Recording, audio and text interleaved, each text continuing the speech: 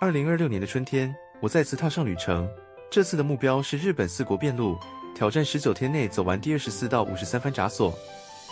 第一站，我們飛往高知龍馬空港。高知在遍路文化中被稱為修行之道場，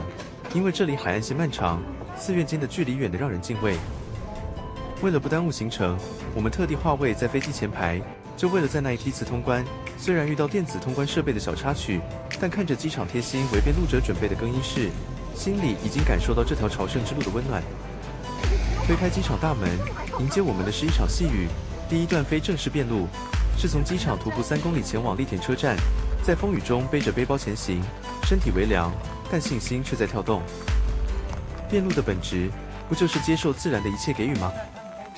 不管是豔陽還是陣雨，都是修行的一部分。途中雖然沒有什麼大景，但在反射鏡前的自拍，是我們苦中作樂的小浪漫。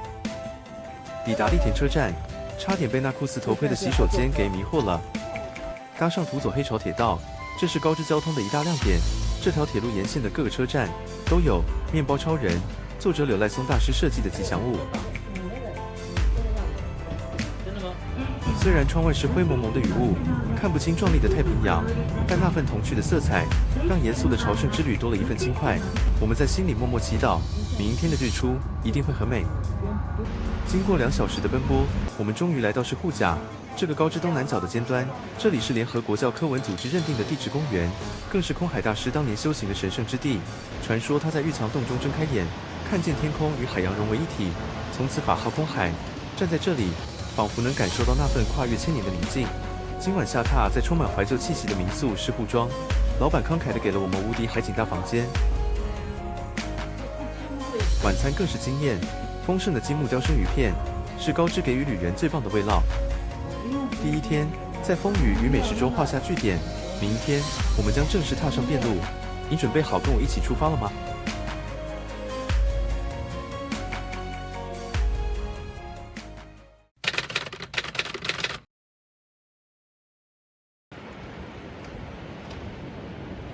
如果說4國遍路的第一天是移動與安頓，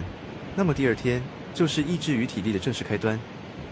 一早拉開民宿的窗簾，燦爛的朝陽正從太平洋的海平面緩緩升起，金色的光芒灑在百萬年板塊擠壓而成的巨大礁岩上。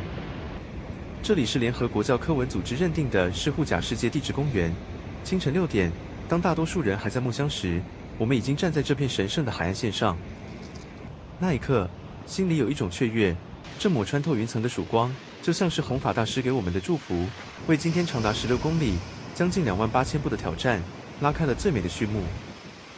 但修行可不會讓你太輕鬆。才剛出發，迎接我們的就是一段長約1公里的連續緩坡，目標是海拔將近200公尺的第24番醉玉岐寺。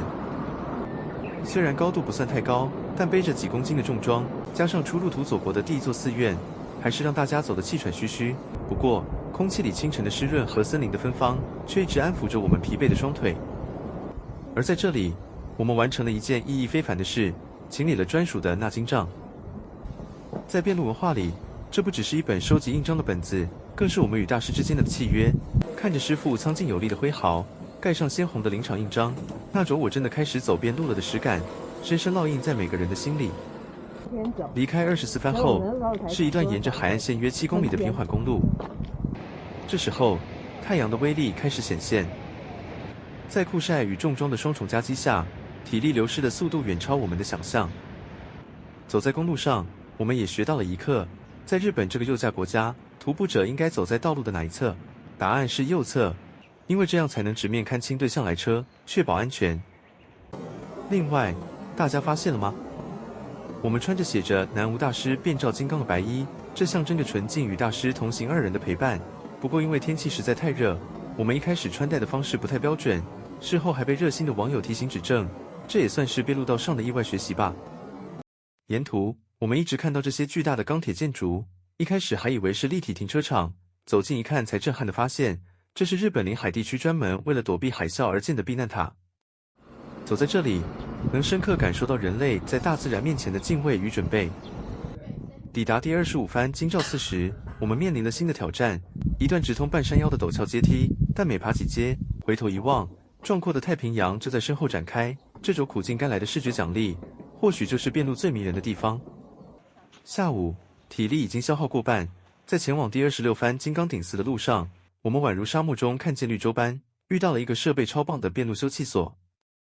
這裡居然有提供大量冰塊的制冰機，真的是佛心來着。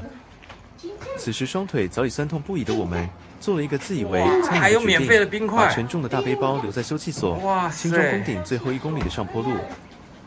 少了重量的束縛，大家簡直健步如飛。但萬萬沒想到，出發大概20分鐘後，隊伍裡突然傳來一聲絕望的慘叫：“天啊！那金杖還在大背包裡，忘了帶出來。”那一刻，空氣瞬間凝固。走遍路沒帶那金杖，就像戰士上戰場沒帶槍啊！要拖着殘破的雙腿走回去拿，還是就這樣放棄朱印？就在這進退兩難的絕望時刻，我們隊伍裡的老爺子霸氣登場了。他不但沒有半句怨言，反而神清氣爽地笑着說：“沒關係，這點路就當做我6月要去比 HYROX 國際體能賽的熱身吧。”話一說完，這位擁有全球前0.5%精英實力的超強老爺子，直接轉身往山下狂奔。當他拿着那金杖，以跑百米的速度衝回山頂時，大家情不自禁地列隊為他歡呼。這絕對是今天，甚至是整趟旅程中最熱血也最溫暖的一幕。經歷了那金杖驚魂，抵達吉良川町時已經是下午2點多，這是個尷尬的時間，整條老街靜謐安詳，所有的餐廳都休息了。飢腸轆轆的我們找遍了街角，心情跌落谷底。幸好在一家精肉店的貨架上發現了僅存的幾盒壽司，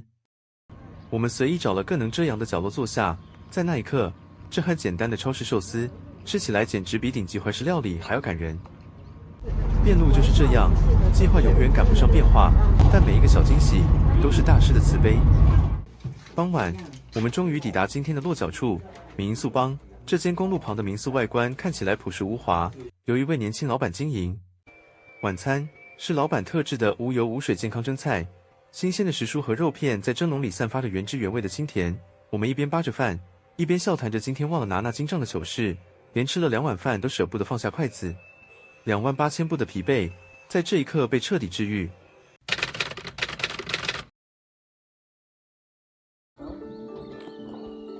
有人說，遍路人生總是在計劃與變化之間擺盪。踏入4國遍路的第3天，我們的心境已經慢慢從第1天的匆忙、第2天的驚險，轉化為一種與自然共處的節奏。早晨，在民宿幫，老闆為我們端上了從未嘗試過的蒸汽早餐。當蒸籠一打開，看着冒着白煙的美味食材，原本還有些疲倦的身體瞬間甦醒，胃口大開。這份清爽卻充滿能量的早餐，正是為了我們接下來要面對的挑戰打下最堅實的基礎。因為今天我們要迎戰所有遍路者進入高知後公認的第一個體力大考驗。高知，也就是古時候的土佐國，在遍路傳統中被稱為修行之道場。這裡象徵着要透過艱難的步行環境來磨練心智，消除習氣。今天的序幕從海拔569公尺的神峰山展開。第27號林場神峰寺就隱身在半山腰約450公尺的地方。通往神峰寺的上坡路足足有4公里長。這段路最可怕的地方在於，它幾乎沒有給你任何平緩喘息的空間，全都是扎扎實實的陡坡。遍路的路線在這裡分為步道與車道2種。車道相對好走，但距離長，而步道則是直接穿插山體而上，陡峭程度可想而知。雖然我們這次學聰明了，把沉重的大背包暫時寄放在民宿，選擇輕裝上山，但那不斷延伸的斜坡依然讓大腿肌肉發出了陣陣抗議。遍路者在這裡，除了一步一腳印的往上爬，真的別無他法。不過，就像我的旅伴一邊喘氣一邊笑着說，雖然這裡是南所，但跟德島的燒山寺那3座大山相比，這裡真的溫柔許多了。看來，經歷了前2天的磨練，我們的心態真的變得更加強韌了。走進神峰寺，你會發現這裡的氣氛極具感染力。寺院維護的一塵不染，古樸的木造建築被山林環抱，散發着一種低調的優雅。站在這裡俯瞰下方的山巒與遠處的海岸，那份一切都值得的釋懷感，瞬間洗滌了剛剛爬山的所有疲憊。但也因為這裡太美，我們的心情稍微鬆懈了。在山上四處賞景，待了太長的時間，導致下山回到民宿領取背包後，我們完美的錯過了原定的巴士班次。在班次稀少的鄉下錯過公車，這下子真的糗大了。這意味着我們今天所有的計劃都得跟着延後，而且多出了1個多小時的空白時間。原本心裡還有些懊惱，但當我們坐在安田町的唐濱休憩所等待時，眼前的景象卻把我們徹底治癒了。高知縣擁有長達700公里、近乎筆直的太平洋海岸線，在今天這片湛藍天空的映照下，海水呈現出一種深邃、透徹又帶有漸層感的色澤。這或許就是傳說中一眼萬年的高知藍吧。錯過公車，也許是弘法大師的安排，為了讓我們能停下腳步，多看一眼這片大海。這場不在計劃中的停留，反而成了今天最安靜、最純粹的看海時光。轉個念想，雖然還要多等1個多小時，但在這漫長的海岸線上，有車搭就是萬幸了。在規劃這趟行程時，我們就特別在地圖上標記了一個必去景點 Sea House。這是一間矗立在高知東部海岸線崖邊的景觀餐廳。它的外觀是一座全透明的2層樓建築，從遠處看，就像一個懸浮在海面上發光的玻璃寶盒。它就位在便路道上，但如果不特別留意，真的很容易走過頭。走進餐廳，大面的落地窗設計讓太平洋的美景仿佛就在腳下流動。那種海水漸層的藍，深邃得讓人失神。這種層次感，真的是相機難以完全捕捉的，只有親眼看見，才能體會那份大自然的震撼。在烈日下徒步來到這裡，雖然已過了吃正餐的時間，但一翻開甜點菜單，大家瞬間將便路者的身份拋到九霄雲外，自動切換回觀光客模式。精緻的美食搭配着無敵海景，不僅填飽了我們的胃，更為我們前2天重裝跋涉的辛勞注入了滿滿的電力。告別了 Sea House 悠閒，我們必須面對現實。轉乘公車與火車來到也是站後，為了趕在下午那金所關門前抵達，我們重新背起行囊，在街道上快步競走2公里，終於壓線抵達第28號林場大日寺。與早上神風寺那種高山道場的嚴肅感完全不同，大日寺給人一種春意盎然的溫柔包覆。一踏入寺內，映入眼簾的是纖細枝條隨風搖曳的枝垂音，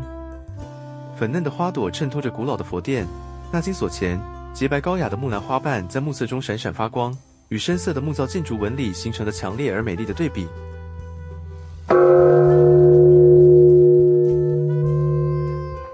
在悠揚的鐘聲回盪中，我們順利完成了今日最後一座寺院的參拜。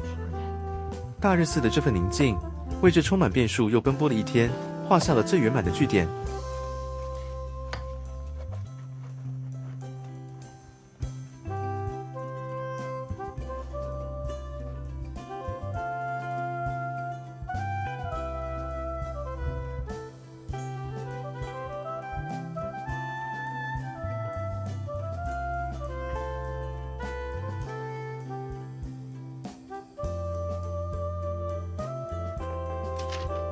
隨着第3天的行程結束，我們終於告別了淳樸的濱海小鎮，抵達了繁華熱鬧的高知市區。接下來，我們準備在這裡連續住上3個晚上。4國遍路，有爬不完的陡坡，也有看不膩的高知藍。我們學會了在計劃與變化中找到平衡。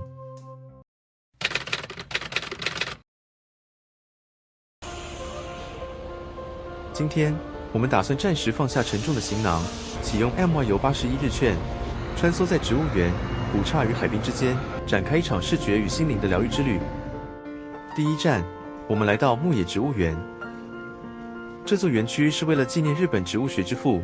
牧野富太郎博士，但對我們來說，這裡多了一份特別的溫度，因為它與台灣有着深厚的淵源。走進園形中庭，耳邊傳來陣陣沙沙聲，那是隨風起舞的竹林。令人驚喜的是，這竟然是台灣原生種的桂竹。100年前，牧野博士曾踏上台灣寶島，並在嘉義調查時發現了台灣特有的愛玉子。看着園內精準計算花期的植物標示，心中不僅讚嘆園方的用心，更有一種跨越國境的親切感。這座佔地8公頃的園區處處是寶，廣闊的溫室更是色彩斑斕。而且有趣的是，古老的便路道其實就穿過植物園。如果你不想買票入內，也可以從外圍繞行前往下一站竹林寺。原以為照着櫻花情報，行程後期才能賞櫻，沒想到今年東京櫻花提早開花，也帶動了高知的花期。我們就這樣碰巧遇上了竹林寺櫻花滿開的盛況。第31號林場五台山竹林寺，被譽為高知的學問林場。此時的它，簡直就像一幅濃墨重彩的畫作，滿開的櫻花如粉色雲霧般籠罩，襯托着寺內蒼翠的綠風。那座鮮紅的五重塔在繁花間若隱若現，清幽靜致的氛圍，讓絡繹不絕的參拜者都不自覺放輕了腳步。竹林寺依山而建，供奉着象徵智慧的文殊菩薩。在這裡走着，心靈仿佛也跟着平靜了下來。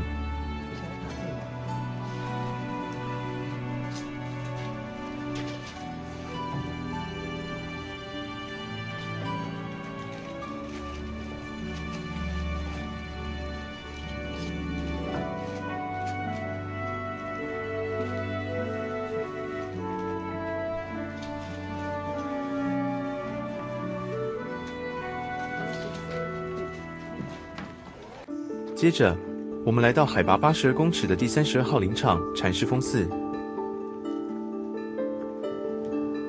這裡地勢居高臨下，是俯瞰太平洋圖左灣的絕佳據點。山巒的靜謐與海風的輕拂在這裡交匯，沿着山路攀登，映入眼簾的是雄偉的不動明王岩壁。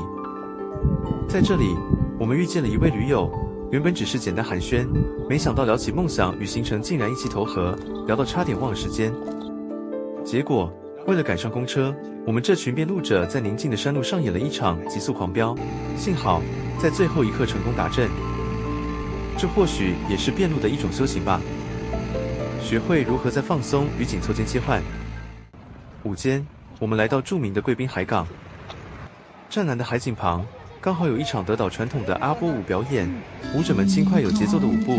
仿佛把我們這幾天的疲累都隨之律動而消散了。但今日最難忘的一幕，發生在前往第33番雪溪寺的路上。一位當地居民特地停下機車，攔住我們，從車廂拿出一盒精緻的糕點，一一送給我們每一個人。那一刻，大家都驚呆了。這就是四國遍路最動人的文化——御接待。這份溫暖的善意，源於當地人對弘法大師的尊敬。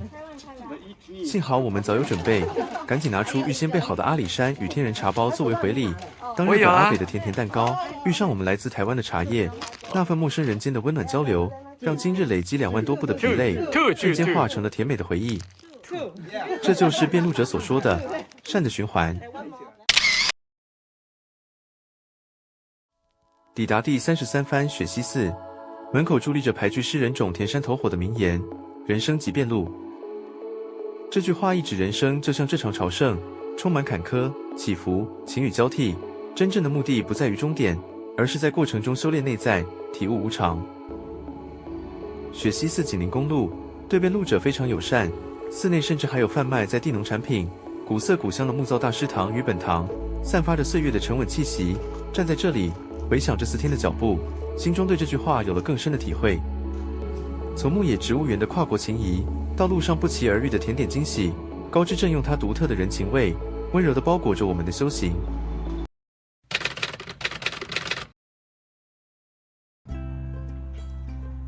很多人說，遍路是一場枯燥的修行，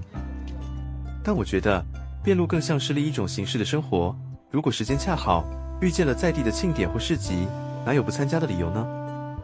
如果你能在周日抵達高知市，那絕對是大師留給遍路者最棒的禮物。今天，我們的氛圍從莊嚴的寺院轉向了充滿活力的街頭。從高知城追手門開始延伸1公里的周日市集，是擁有300多年歷史的庶民廚房。晨光下，叫賣聲與香氣交織，我們暫時卸下修行者的行囊，闖入這片人間煙火。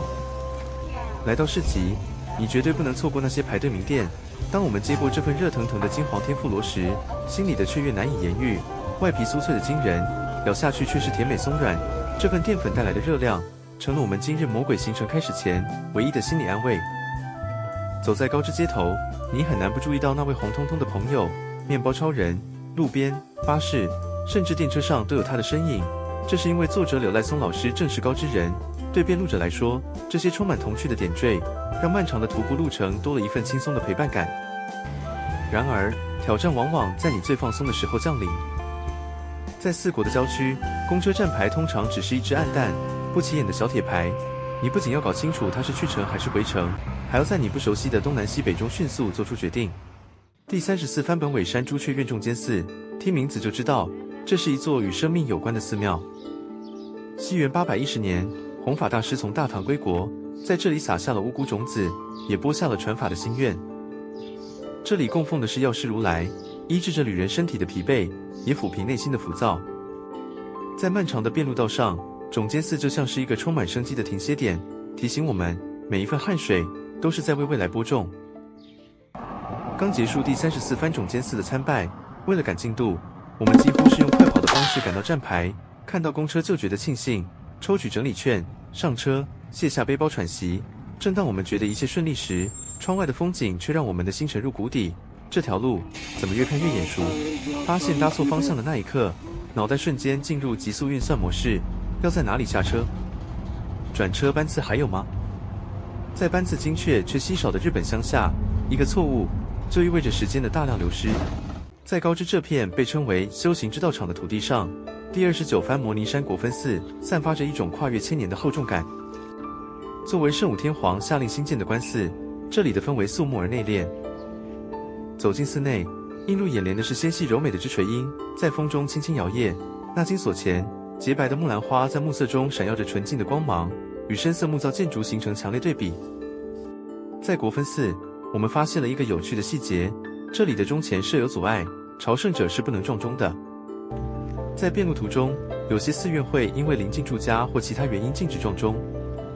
修行就是這樣，隨時觀察並遵守當地的規矩。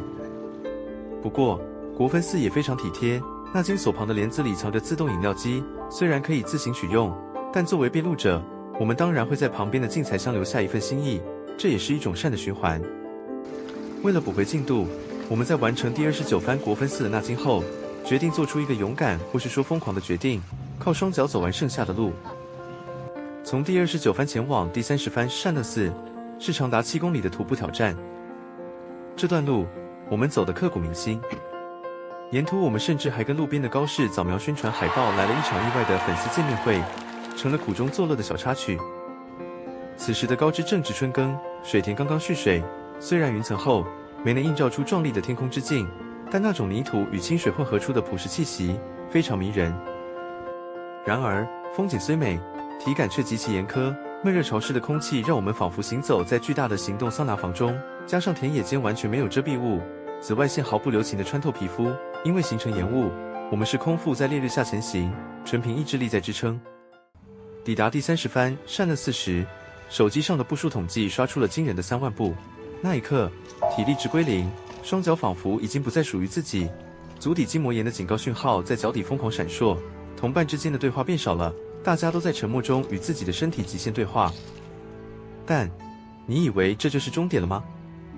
不，高知的夜晚才正要開始。夕陽西下，我們再次步行2公里，來到了遍路者的購物聖地 Workman Colors。這裡針對戶外工作者設計的耐磨衣物，對我們來說就是最高級的戰鬥服。接着我們前往滿表高知店。說來神奇，原本瀕臨癱瘓的雙腳，在跨進店門口的一瞬間，仿佛被施了魔法，瞬間滿血回血。看着那些輕量化裝備，大家的眼神從疲憊轉向發光，這就是所謂的遍路平衡吧。白天感悟自然的殘酷，晚上則用購物來療癒身心。提着滿載的戰利品，今日所有的酸痛、飢餓與汗水，都化作了滿足的笑容。在高知，似乎處處都有麵包超人，隨時都在提醒着我們放鬆點，帶着微笑前行吧。今天就是我們難得的移動觀光日。對於熱愛探索的遍路者來說，休息並不代表停滯。今天我們決定暫時偏離遍路的主線，一路向西，翻越險峻的四國山脈，前往那座深藏於海拔1455公尺、遺世獨立的秘境小鎮桃源町。我們從高知市區出發，先搭乘火車輾轉抵達須崎市。卸下沉重的大背包，安頓好行李後，我們輕裝換乘巴士深入山區。長達2個多小時的車程裡，窗外的風景從城市的繁華漸漸轉為蒼鬱的山嶺。巴士靠站，映入眼簾的第一座作品就是玉雲之上飯店別館，也被稱為敵挺之驛站桃源。這座建築最吸睛的，莫過於外牆那層厚實的茅草覆蓋。隈研吾大師將傳統日本茅草屋頂的元素轉化為建築立面，不僅具有極佳的隔熱功能，更讓整棟建築看起來像是直接從小鎮的泥土裡生長出來一般，充滿了土地的生命力。走進內部大廳的賣場空間，巨大空間裡聳立着粗大的原木樹幹作為支撐，搭配巨型玻璃的空間反射，人造建築與大自然在這一刻完美交融，讓人心曠神怡。順着安靜且秀麗的小鎮街道漫步，我們來到了桃園町的靈魂信仰中心三島神社。這裡不僅是一座歷史悠久的古剎，更承載着日本幕末時期的歷史。當年維新志士坂本龍馬為了追求心中的新日本，毅然決定脫藩。他當時翻越山嶺，逃離土佐藩的路線，正是經過桃園町。在進入三島神社前，會經過一座橫跨溪流的精緻橋梁，叫做神信橋。這是一座完全採用木構造，頂部覆蓋着傳統茅草屋頂的屋頂橋。當你走在神信橋上，木板發出沉穩的聲響，兩旁是奔流的清溪與高聳入雲的百年木山。其實，這座古老的神信橋，正是隈研吾大師當年初到桃園町時，深深震撼他心靈的靈感來源之一。這種傳統的木匠工藝與自然共生的狀態，在他心中種下了日後風靡全球的木造美學種子。站在這裡，我們仿佛看見了歷史與現代建築大師大腦中的奇妙交匯。到了中午，我們來到名字極其可愛的美味亭，享用日式燒肉。走到門口時，外觀看起來很低調，但一推開門得知只剩最後一桌時，我們瞬間秒懂他為什麼敢叫美味亭了。這一鍋滋滋作響的日式燒肉，不僅是體力的完美補給，更是對連日跋涉的味蕾最好的犒賞。在高海拔清爽的空氣中品嘗在地優質肉品，那種幸福感真的油然而生。吃飽喝足後，迎來了最令人震撼的作品——桃園町立圖書館，又被稱作雲之上圖書館。一踏進內部，所有人都驚呆了。天花板上縱橫交錯、層層疊疊的木構梁柱，宛如一片由木頭組成的巨大森林。柔和的自然光從木梁的縫隙間靜靜灑落，置身其中，你就像是坐在森林的大樹下閱讀。這種溫潤、充滿木頭香氣的質感，讓連日奔波、焦躁的心境在瞬間沉靜了下來。隨後，我們經過了小鎮的行政中心桃園體育場。即便是政府辦公大樓，也運用了大量當地產的紗木，外觀與挺直驛站相呼應，打破了公家機關冰冷的刻板印象。而緊鄰的桃園座，則是當地碩果僅存的木造劇場。這個劇場正是隈研吾與桃園町結下30年深厚緣分的契機。1987年，隈研吾受邀參加桃園座的保存運動。當他第一次走進這個木造劇場，被其完整融入森林小鎮的姿態，以及內部老木匠精湛的工藝深深震懾。在那個人人都崇尚鋼筋水泥的泡沫經濟時代，桃園座點醒了他，木造才是建築的未來，這也堅定了他走向現代與傳統工藝交融的決心。散策的最後，我們走入了太郎川西邊的步道，這是一段約 2.5 公里的徒步行程。然而，這段路帶給我們的視覺震撼，遠遠超出了預期。正值春暖花開的季節，溪畔的櫻花開得恣意且燦爛，各個品種的櫻花錯落有致，有的潔白如雪，有的粉嫩如霞。這些山中的櫻花並不為了誰的追捧而開，只是安靜地融入在當地的日常風景中。隨風飄落的花瓣，輕輕鋪在溪畔與木棧道上。這場突如其來的花見派對，溫柔地療癒了我們雙腳的疲憊。走着走着，一座巨大的以懸臂木構造撐起的奇特建築出現在眼前，雲上一廊，也被稱為木橋型一廊。那種強烈的建築張力與周遭自然櫻花的對比，美得讓人屏息。這棟建築是隈研吾代名詞復建築的巔峰代表作。整座一廊利用日本傳統建築的斗拱疊加工法，將木材層層向外延伸，沒有使用任何一根傳統的鋼筋巨柱支撐。傍晚，我們搭車回到了須崎市，並在市區尋得了一處心靈的棲息地 Kurashino Neko。這是一座由100年老建築重新賦予生命的民宿空間。推開沉重的木門，仿佛瞬間掉進了昭和時代的電影場景。走廊略顯低矮，每一步踏在深色的老木地板上，都會發出沉靜的微響，那是歲月咀嚼過的聲音。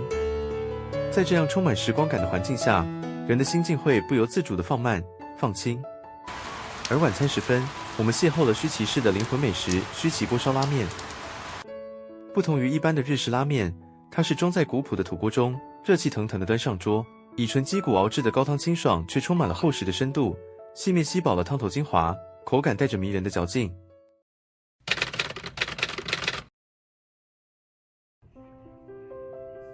你相信念力的力量嗎？昨晚睡前，看着日本氣象廳那帶有警告意味的強烈暴雨預報，我們在心中虔誠地掛起了晴天娃娃。或許是大師聽見了旅人的祈願，那場來勢洶洶的暴雨，竟然極其識趣地選在入夜後才傾盆而下。清晨推開窗戶的那一刻，大地安靜了，雨竟然停了。迎接我們的，是一場大自然毫無保留的視覺盛宴。素白的山巒宛如輕盈的絲帶，在翠綠的群山間纏繞揮灑。雨後的空氣被洗滌得純淨透明，每一口呼吸都帶着微濕的泥土芬芳與草木香氣。氣溫涼爽宜人，這是大自然在風雨過後給予邊路者最溫柔的打氣。今天我們決定啟動前一天擬定的戰略，輕裝上陣。我們把沉重的大背包暫時寄放在須崎市的老屋民宿，卸下了重裝的束縛。每一步踩在濕潤的便路道上，身體輕盈的就像是在軟綿綿的雲端漫步。路旁盛開的櫻花被昨夜的風雨打落，粉嫩的花瓣細密地鋪在步道上，宛如大師特地為我們鋪設的粉色紅地毯。今天的參拜行程非常有趣，我們將穿梭在兩座日文讀音一模一樣，都叫做 Tsurayuji， 但背景卻各異崎嶇的古剎之間。第一站是第35番一王山境石院青龍寺，穿過莊嚴的日式山門，古樸的木造結構與優美的屋檐弧線，在淡雅的落陰掩映下更顯歲月沉靜。老舊的石階與翠綠的新葉形成了強烈對比，那種寧靜而深遠的氛圍，就是和風禪意的春日瞬間。而當你走到本堂前，一定會被眼前的景象所震撼。那是一尊比大殿還要高、巍然屹立的醫藥師如來佛像。這尊消災解厄的立像，連同底座高達15公尺，由當地的造紙業者於1933年捐贈，祈求當地的紙業繁榮。高知土佐自古以高級漢紙聞名，這尊巨佛不僅是信仰，更是地方歷史的見證。關於青龍寺的由來，更有一個浪漫的傳說。據說當年弘法大師巡迴至此，遭逢大旱，大師便在山頂築壇祈雨。當他將金剛杵拋向岩壁時，清澈的泉水硬生自岩石縫隙中湧出，積聚成了一座宛如鏡子般的池塘。因此，寺名特別加入了水字邊的龍，象徵着水源的豐沛與心靈的純淨。昨夜的雨將盛開的櫻花打下不少，幾瓣粉嫩點綴在寺內花崗岩的紀念碑上，為冰冷的石碑平添了幾分柔美，讓歷史與自然在這裡達成了最完美的交融。告別了帶水字邊的青龍寺，我們來到了第二座Tsurayuji，第36番獨古山伊舍那院青龍寺。如果說青龍寺是關於本土自然奇蹟的傳說，那麼青龍寺則承載了弘法大師在中國長安修習佛法的厚重歷史。西元804年，弘法大師遠渡大唐，在長安的青龍寺拜惠果阿舍利為師，承襲了正統密教。當大師學成準備歸國時，他站在中國的海岸邊，心中思索着回日本後該在哪裡建立弘法聖地。於是他向着東方天空拋出了手中的獨孤杵，也就是一種金剛杵，祈求它落在有緣的神聖之地。後來大師在四國巡迴傳教時，驚訝地感應到，當年拋出的金剛杵，竟然就端端正正地插在現在青龍寺後院山上的一棵老松樹上。大師感念神機，便上奏嵯峨天皇，在此建造了廟宇，並親自雕刻了不動明王石像。為了紀念恩師惠果大師與大唐的祖廟，他將這裡定名為青龍寺，而山號就取名為代表外國放逐而來的獨孤。便路道上最可愛、最療癒的時刻，往往就發生在兩座寺院之間的無名小路上。當我們沿着青龍寺附近的溪流前行時，突然發現路面上有些悉悉索索的動靜。低頭一看，天啊！我們遇見了一群非常特別的加油團——野生河蟹。這群穿着橘紅色鮮豔外殼的小訪客，在濕潤的便路道上悠哉悠哉地散步。看着他們張着大螯，橫着身子橫越路徑的模樣，搞笑又神氣，仿佛是在對我們這群來自台灣的朝聖者大喊：加油！橫着走也要走完。我們每個人都小心翼翼地踮起腳尖避開他們，生怕踩傷了這群在地的小地主。這種與大自然毫無距離的親密互動，讓今天的18000步充滿了童趣與意想不到的驚喜。回程時，我們來到 JR 野車站搭車。一進站，大家立刻被鐵道旁那一整排在微風中搖曳、盛開的櫻花給深深吸引。但這座車站可不簡單。經過深入探究，我們驚喜地發現，這個看似平凡祥和的鄉間車站，竟然是細田守導演日本賣座超過60億日元的知名動畫電影《龍與雀斑公主》中女主角小林每天通勤、發生重要劇情的核心場景原型。當現實中的滿開櫻花與動畫裡的夢幻場景重疊，這種亂入動漫聖地的奇妙感覺，讓我們這群遍路者也忍不住童心大發，趕緊在月台旁與這個二次元的浪漫地標合照留念。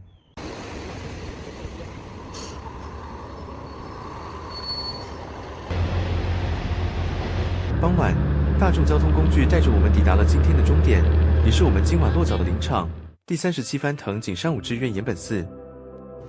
這是一座完全打破大眾對古老寺院既定印象的神奇地方。近年來，岩本寺大膽地將現代藝術融入傳統信仰。最著名的莫過於本堂天花板上那575幅風格迥異的彩繪格子畫。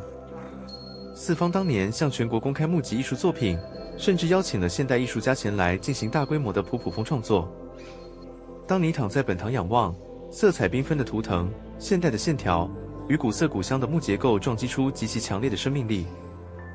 這裡也因此被全日本遍路者譽為最時髦的寺院。而今天，我們將要在這裡解鎖一項非常特別的遍路初體驗——宿坊。宿坊就是日本寺院提供給參拜者或旅客的住宿服務。在岩本寺，我們入住的是由傳統木造和式改建的大廣間，踩在榻榻米上，空氣裡有淡淡的榻榻米香與線香的沉靜。時鐘撥到晚餐時間，寺院的膳食已經依照房間人數依次在長桌上擺放整齊。很多人以為寺院只能吃素，但這裡的料理葷素不限，有魚有肉，極其豐盛。在古剎的莊嚴燈光下，一邊品嘗着充滿在地風味的料理，一邊看着窗外被燈光映射出的寺院夜景，那種暮鼓晨鐘的莊嚴與現代藝術的衝擊，讓人的心靈在藝術與佛學的交界處獲得了最徹底的放鬆。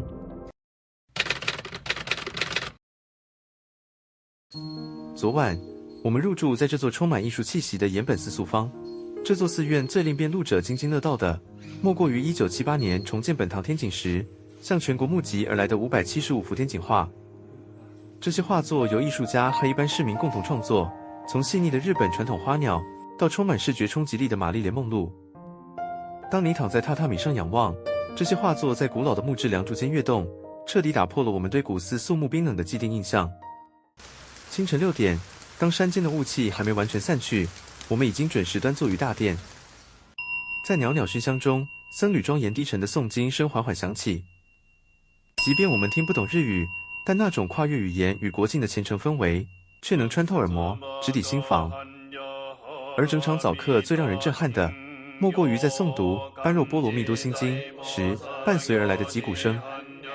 這鼓聲不只是宗教的儀式，更像是在一聲聲重重的敲醒還沉溺於世間法，在名利與執着中尚未清醒的我們。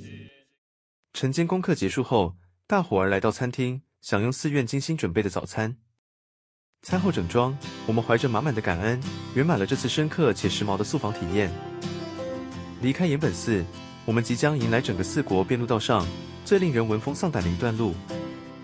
從第37番岩本寺到下一站第38番金剛福寺，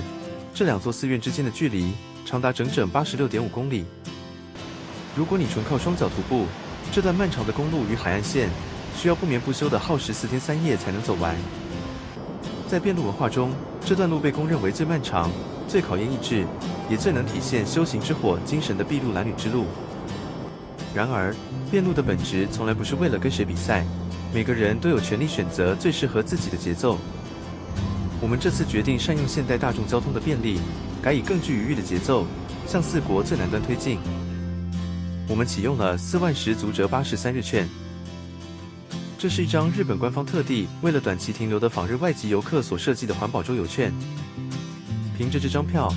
你可以盡情享受足折與和海國立公園的絕美景色，還能探訪被譽為日本最後清流的4萬石川。更重要的是，它能讓你無限次搭乘當地的巴士，非常划算。一早，我們先搭乘電車抵達中村站，到晚上住宿點先放好大背包，隨後換乘巴士，準備穿過蜿蜒的海岸線，直奔那片與世隔絕的夾角。長達3個多小時的奔波後，我們終於抵達了四國的最南端地標足摺岬。推開車門，微雨夾雜着海風迎面撲來。我們沿着全長約2公里的游步道前行，兩側是繁茂的亞熱帶植物，交織成一片綠色隧道。而在崎嶇海岸邊，不斷傳來太平洋陣陣驚心動魄的濤聲，那種大自然最原始、最狂野的生命力，讓人在微雨中也能感受到內心的激盪。當我們終於走到懸崖邊，站在那座高聳的純白燈塔旁往外望去，那一刻，所有的疲憊與語言都在瞬間凍結了。展現在眼前的是無邊無際、深邃無垠的太平洋。欣賞完足摺岬的地理震撼，我們轉身走入此行的目的地——第38番蹉跎山補陀羅院金剛福寺。這座寺院非常有趣，它可以說是距離前一站最遠的寺院，但開車或搭巴士的我們來說，它也是最快抵達的寺院。因為公車下車處就端端正正的在四方停車場的對面，走不到1分鐘，山門就在眼前了。金剛福寺的來頭極大。西元822年，弘法大師感應到這片面對太平洋的夾角，正是觀世音菩薩居住的南方淨土補陀羅世界。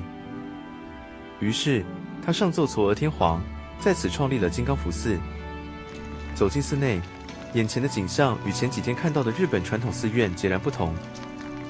這裡的庭園規模宏大，採用了極具大唐遺風的築景手法。巨大的天然花崗岩石錯落有致的排列，中央是一座清澈的池塘，象徵着佛教中的觀音觀想極樂淨土。不過，今天的修行，大自然給了我們另一種劇本。最近這幾天的四國，正經歷着日本氣象廳所說的春之藍。這是一種常見於日本3月至5月春天期間，因為溫帶低氣壓急速發展而產生的強風暴雨天氣現象。在民間，它被俗稱為春天的颱風。這種極端天氣常常在櫻花滿開的時候降臨，強風暴雨會瞬間將盛開的花朵打落，因此也被悲傷地稱為催花之雨，對交通和賞櫻行程往往造成嚴重的衝擊。今天，我們整天都必須在這種鋒面的影響下，撐着傘行動。雖然細雨霏霏，但說實話，對於前幾天剛經歷過烈日曝曬，甚至在公路長征中瘋狂刷新34000步肉體極限的我們來說，這種在微雨中坐在車窗內看風景變幻的緩慢移動，反而顯得格外愜意。來的時候，我們在車上聽了整整3個小時的風切聲與雨水拍打車窗的聲音，下了車，放慢步伐。當我們漫步在金剛福寺的大唐庭園中，雨水打在紅花綠葉上的滴答聲，此時此刻聽在耳裡，反而成了最動人的大自然音樂，最美妙的音符。大自然用一場雨強迫我們慢下來，去聽聽內心的聲音。與前幾天那種體力嚴重透支、雙腳走到快不是自己的苦行相比，第8天的遍路更多的是一種心靈的沉澱。我們在車窗內觀看着海岸線的風景變幻，在古剎的長廊下與嶙峋的夾角間靜心思考。這趟看似輕鬆的車遍路行程，卻讓我們學會了更深層的感恩。我們開始感恩夥伴之間的相互扶持，正是因為身邊有這些志同道合的旅伴，才讓原本可能枯燥乏味的長時間轉乘，以及在風雨中漫長的等待，都變成了充滿笑聲、互相調侃的溫馨回憶。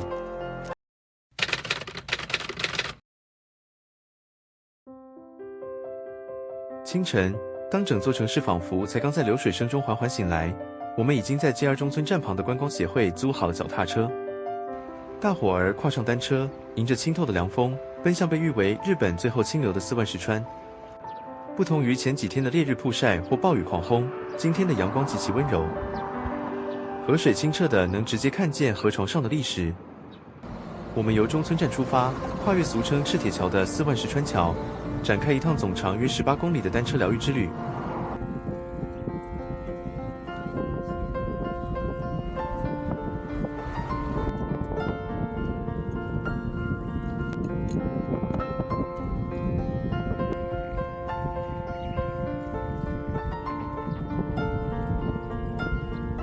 當我們沿着河堤來到四萬石川櫻堤公園時，眼前這條長達2公里的櫻花步道，此時正值滿開。那種粉嫩不是點綴，而是鋪天蓋地而來的視覺衝擊。騎着單車在櫻花隧道下穿行，偶爾一陣微風吹過，落下一場浪漫的櫻花雨，美得讓這幾天累積的所有遍路疲憊，在瞬間煙消雲散。期待容易使人落空，無欲無求反而能得到更多。原本在規劃四國遍路時，我們並沒抱着賞櫻的心態，沒想到氣候的異常，反而讓此行無處不櫻。從櫻花現蹤、綻放、盛開到眼前的櫻吹雪，櫻花季節的所有最美狀態，竟然都被我們參與到了。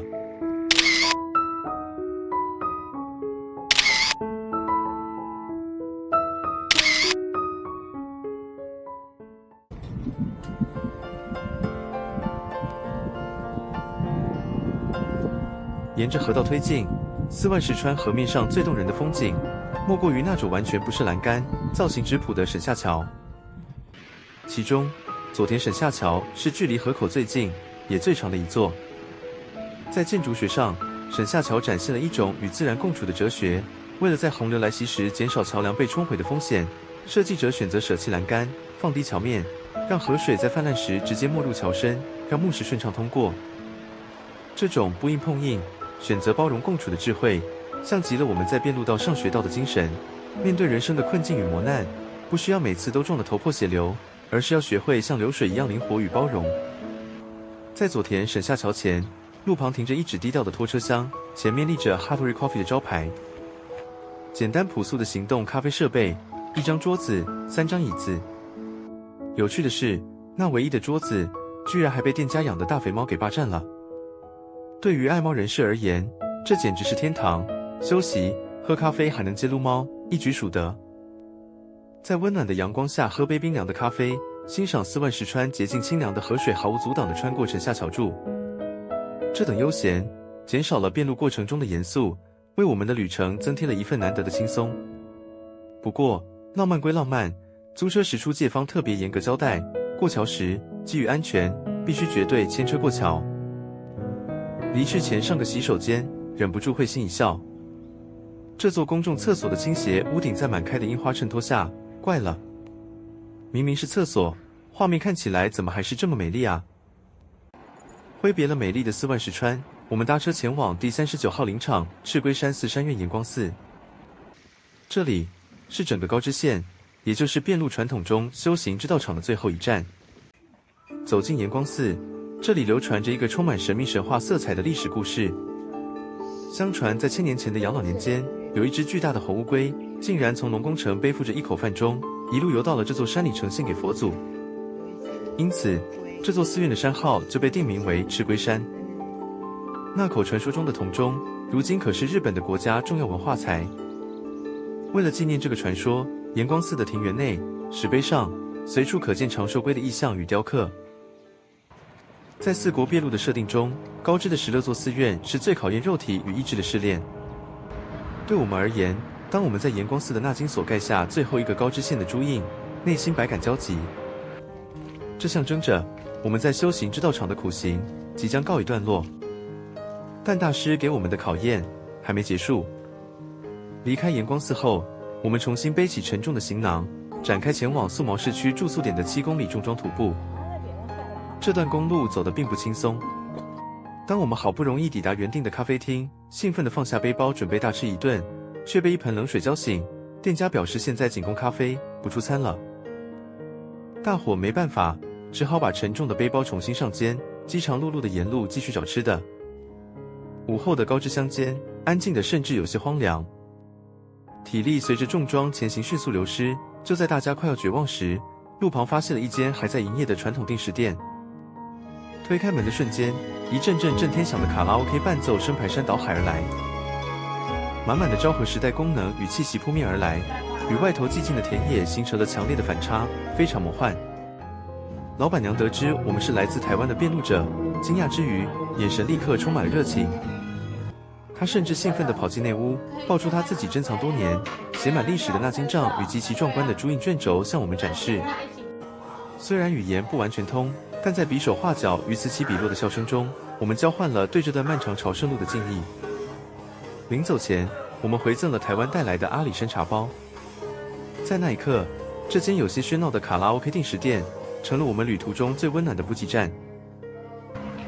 在下午頂着烈日重裝徒步時，我家夫人看着空曠的公路，心裡其實一直壓抑着一個微小的渴望。她輕聲說：“好想再吃一次那種鮮紅欲滴、酸甜可口的日本大草莓啊！”只可惜沿途實在太偏僻，別說草莓，連間便利商店都看不到。帶着這份未被滿足的小遺憾，我們拖着疲憊的雙腿，終於抵達了今晚的蒸鍋旅館。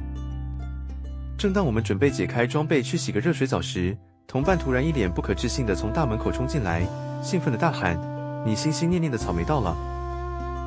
大家全驚呆了。原來中午那間卡拉 OK 定時店的老闆娘，在我們離開後，心裡一直惦記着我們。她居然特地開車在公路上四處搜尋，一路狂追了幾公里，一路追到了這間旅館，只為了把這一盒鮮紅飽滿、剛買來的草莓親手送到我們手上。這是給我們這群台灣遍路者的預接待。今晚我們落腳在東素毛蒸鍋旅館的門前，掛着一紙藍底白字的醒目牌子，上面寫着四國林場鮮達推薦素。等到晚餐上菜，看到那擺滿桌子、精緻且充滿誠意的在地料理時，我們瞬間明白，為什麼這裡會獲得遍路資深導師們一致的最高推薦。那盒帶着奇蹟味道的草莓，不僅補充了我們的肉體，更讓我們的靈魂充滿了前進的能量。隨着第9天的夜幕低垂，高知縣的修行之道場也正式對我們拉下了帷幕。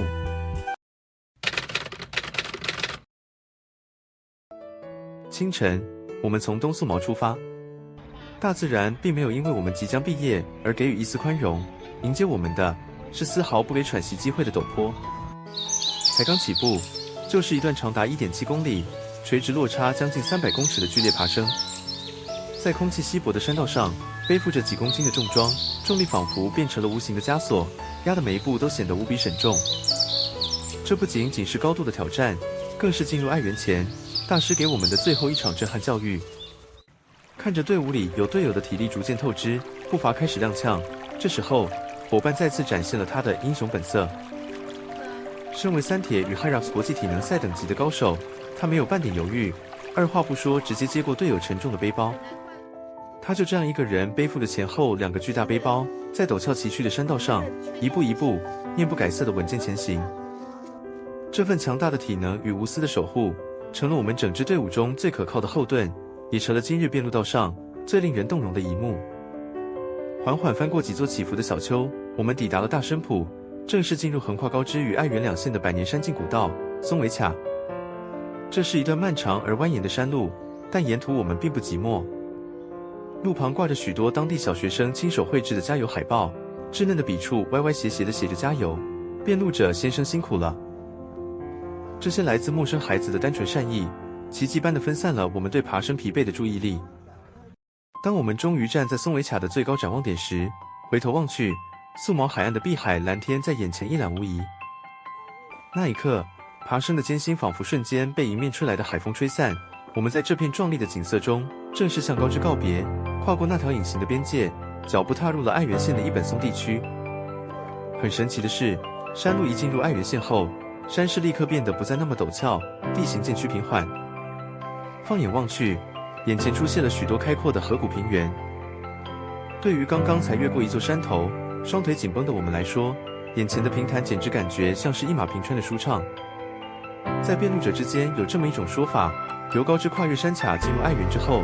你會發現陡峭的山勢放緩了，狹窄的山徑變寬了，連四周的植物都變得完全不一樣了。縱觀地理原因，這兩地被巨大的四國山地化分為完全不同的氣候帶。高知面向太平洋，常見亞熱帶與暖溫帶植物，而愛媛面向瀨戶內海與雨河海，落葉闊葉林或松樹的比例明顯變高。這正是用雙腳丈量世界才能發現的地理趣味。有趣的是，松尾卡愛媛端地登山口置放了許多提供給登山客使用的愛心登山杖，但更需要體力的防守方高之端反而沒看到，哈哈，或許是我眼拙吧。到了中午，原本預定在一本松地區找一家餐廳用餐，結果抵達時，整個店家卻呈現一種好似沒在營業的鐵青狀態。大夥兒只好臨時決定轉戰 Lawson 門市。沒有桌椅，我們就席地而坐，這種隨遇而安、處事不驚的精神，正是遍路教給我們的處事智慧。而且經過這群老饕遍路那麼多天享用 Lawson 的經驗，我們一致推薦店裡販售的這款半熟蛋，吃起來帶着微微的鹹味，蛋黃濃郁，夥伴們都讚不絕口，絕對值得放進你的超商必吃清單。充飽電後繼續前行，途經一個寫着 Take a break 的羊圈。大夥兒童心大發，拔了路邊的草想要餵羊。原本羊只還慢條斯理地靠近，誰知道下一秒，它突然用那對堅硬的彎角狠狠撞擊護欄，砰的一聲巨響，頓時讓大家都嚇了一大跳，趕緊笑着逃跑。進入愛園的愛南町後，沿途隨處可見結實累累的柚子與文旦樹，看着滿樹金黃，甚至落果滿地的景象，我們這群走了10幾公里的旅人，心裡都不禁嘀咕着，好想嘗嘗那種清香多汁的味道啊！但基於禮貌，我們也只能看着果樹流口水。就在這時，便路道上的神秘緣分再次降臨了。路過一間鄉間小店，我們看着架上的柚子，正猶豫着要不要掏錢購買時，店裡的老闆夫婦竟然親切地主動走了出來。他們臉上掛着溫暖的笑容，二話不說，直接遞給了我們整整3包沉甸甸的柚子文旦，作為給我們的預接待。繼昨天那場卡拉 OK定時店老闆娘不可思議的開車狂追草莓預接待後，今天的便路道再次展現了他神奇的讀心術。你心裡渴望什麼，大師仿佛就在路途上為你準備什麼。這或許就是便路道上最不可思議的心想事成的善緣法則吧。穿梭過重重田野與淳樸村落，在漫天盛開的櫻花簇擁下，我們終於抵達了今日的終點——第40號林場平城山藥師院觀自在寺。對於所有便路者而言，觀自在寺在88所林場中具有極其特殊且崇高的戰略地位。西元807年，平城天皇敕願，弘法大師親手用1根林木雕刻了藥師如來、阿彌陀如來和11面觀音3尊佛像，創立了這座寺廟。它不僅是愛媛縣菩提道場的起點，更在地理位置上迎來了一個關鍵的里程碑。它是全四國88座林場中，在距離上離地番德島靈山寺最遠的一站。也因為這個原因，觀自在寺自古以來就被便路者尊稱為後關口，意思是用雙腳跨過這一關，朝聖的行程就已經在四國地圖上完成了一個巨大飽滿的弧線。站在這裡，聽着古剎裡隨風搖曳的櫻花沙沙作響，我們的心境也隨之變得更加開闊。這一路走來，我們深刻體會到，四國遍路從來不是一場孤獨的馬拉松，而是一次又一次善意的交換。我們用雙腳虔誠地丈量土地，而這片土地上的人們，則用新鮮的果實、無私的幫助與燦爛的笑容，溫暖着我們疲憊的身心。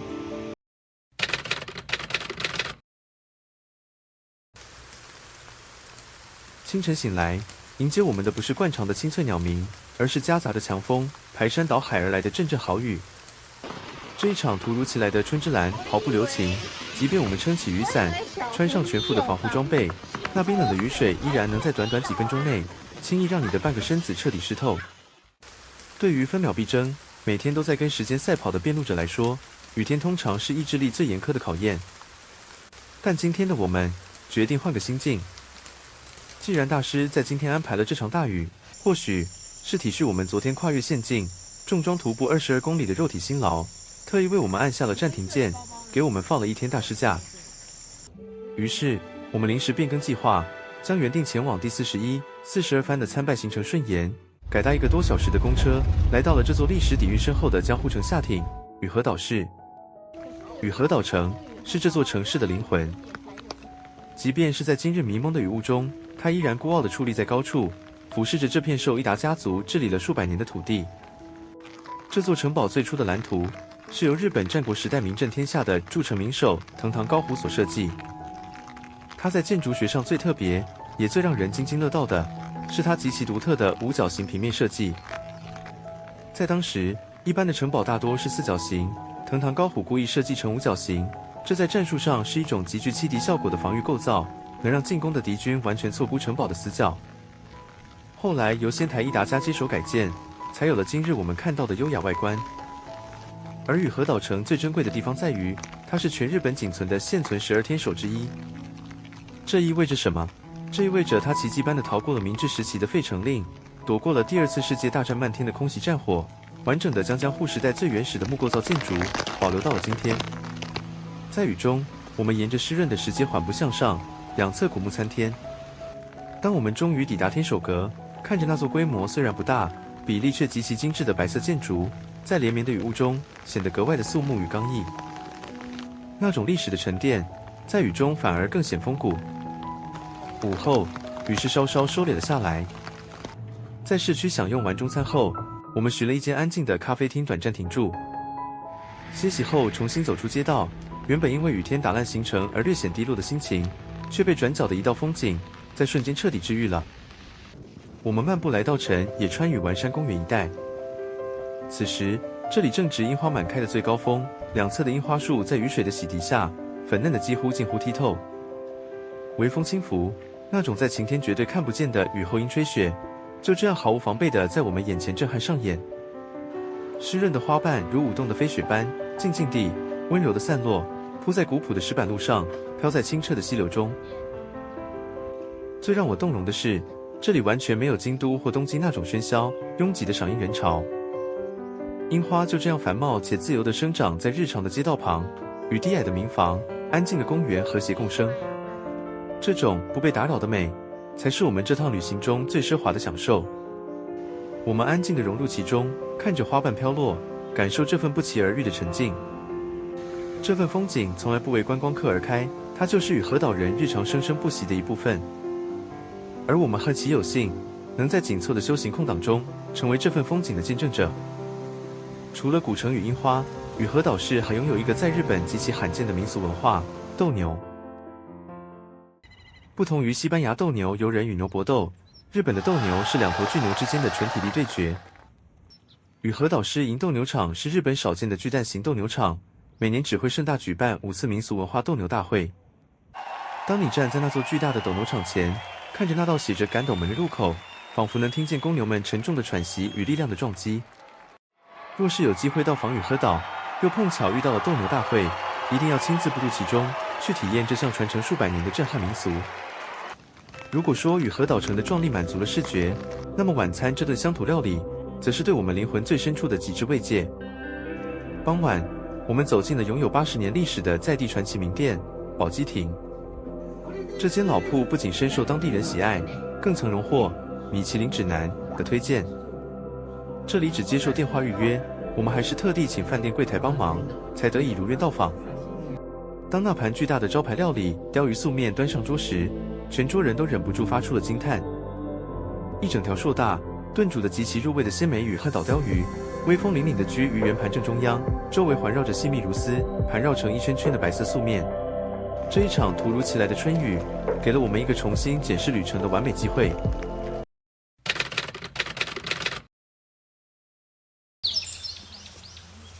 在遍路旅程中，天氣往往就是心境最好的鏡子。昨天的山風暴雨，今天回頭看，仿佛是一場大自然最徹底的洗禮，將所有的塵埃與累積的疲憊一掃而空。清晨醒來，迎接我們的不再是肆虐的春之藍，而是如寶石般透明、深邃的萬里晴空。經過昨日在與和島的雨中休整，今日的我們體力充沛，腳步輕盈。這場雨過天晴的朗朗大晴天，不僅讓我們有機會補上昨日耽擱的進度，更讓空氣中帶有一種草木芬芳的清新感。這就是菩提道場愛緣篇的溫柔，在嚴苛的試煉之後，它總會大方地給予旅人最動人的美景。我們搭乘火車離開與和島，從靜謐的伊予宮野下車站啟程，在清涼的微風中，正式開始了今天的朝聖腳步。從車站出發，僅需徒步1公里，便能抵達第41號林場到和山龍光寺。這座寺院非常特別，一進門就能看見神社的鳥居，它與稻荷神社緊緊相依。在江戶時代神佛分離令以前，這裡曾是神佛一體的道場，至今仍完美展現了日本神佛習合的古老宗教傳統。轉往下一站第42號林場佛木寺的路程，需要跨越一段隱秘的山徑。踏行在泥土路上，我們心裡暗自感到慶幸，還好昨天大雨時沒有貿然前來，否則在濕滑的天後下走這種山路，真的具備相當的危險性。雨後的水分讓周遭的林相顯得格外鮮活，那種充滿生命力的新芽綠在陽光下閃閃發亮。走在筆直的密林之中，心境也隨之變得無比輕鬆愉快。很快的，第42號林場佛木寺出現在眼前，這裡流傳着弘法大師騎在牛背上，受大日如來啟示而開基的古老傳說。正因如此，歷史上人們都會來這裡祈求保佑幫忙離地的牲畜平安，而近來這裡也與時俱進，成為超度一般動物亡魂，包括家中寵物在內的心靈聖地。在寺院中漫步，絕對不能錯過這座重建於元祿年間的古老鐘樓。它那質樸、充滿歲月痕跡的茅草屋頂，在全四國88林場中算是相當罕見，堪稱一絕。除了歷史與傳說，今天大師的讀心術再次在遍路道上靈驗了。在佛木寺的那金鎖旁，地上大剌剌地擺放着好幾籃金黃飽滿的文旦柚，上面寫着“欲接待，自由取用”。為了不辜負四方的暖心好意，我們這次決定主動出擊，拿了幾個，接受這份來自大師的饋贈。沒想到，奇妙的緣分還沒結束。就在我們離開佛木寺，徒步前往車站的途中，突然聽見對面車道一輛行駛中的汽車猛然搖下車窗，一邊按喇叭一邊對着我們大聲呼喊。當下我們不知發生了什麼事，趕緊小跑過去招呼。後來才知道，天哪！我們居然又遇到被動式的預接待了。開車的當地人熱情地塞給我們一顆碩大的大柚子，更佛心的是，對方似乎算準了我們在路邊沒辦法洗手，還特別貼心地抽了好幾張濕紙巾塞給我們。在等待公車的空檔，我們特別找了一個無人的遮陽棚下，完全顧不得什麼淑女或紳士形象，直接拍拍屁股席地而坐，一邊擦着汗，一邊享受剛剛主動式與被動式兩次完美交織的預接待果實。那種清香多汁的甜美，真的是對旅人最棒的慰勞。隨後，我們搭車返回與和島站前拿取寄放的大背包。此時又完美的錯過了中餐的營業時間，我們熟練的在羅斯買了些簡單食物，搬到飯店的交誼廳享用。相比前2天在一本松地區只能淒慘的坐在超商門口吃飯糰，今天能有桌椅喝冷氣，我們每個人都笑稱，這規格簡直算是豪華太多了。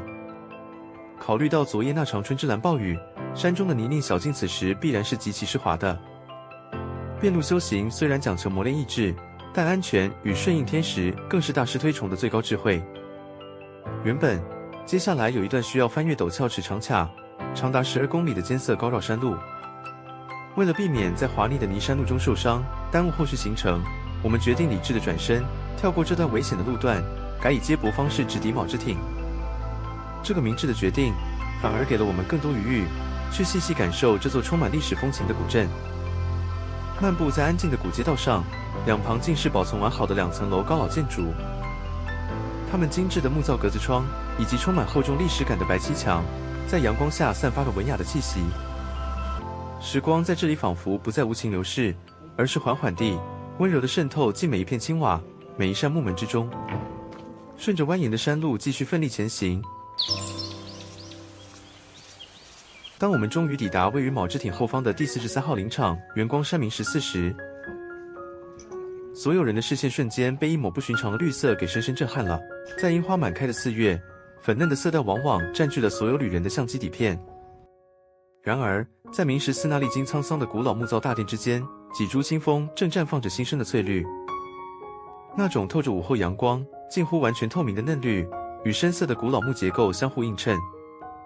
相對於櫻花的絢爛奪目與短暫，清風的美顯得無比清亮且沉靜，帶着一種佛教中空靈透的內省氣息。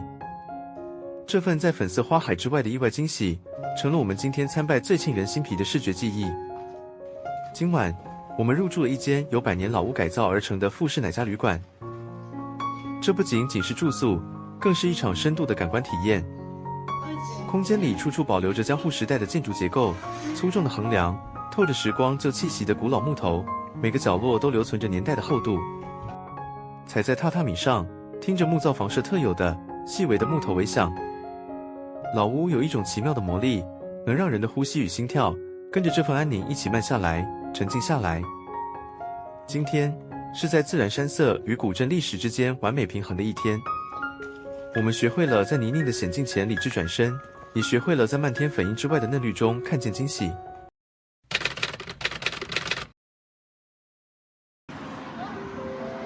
俗話說得好，修習是為了走更長遠的路。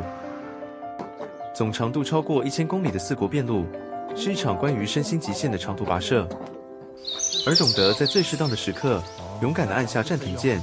將時間大方地留給沿途的風景，更是修行者必須具備的智慧與餘裕。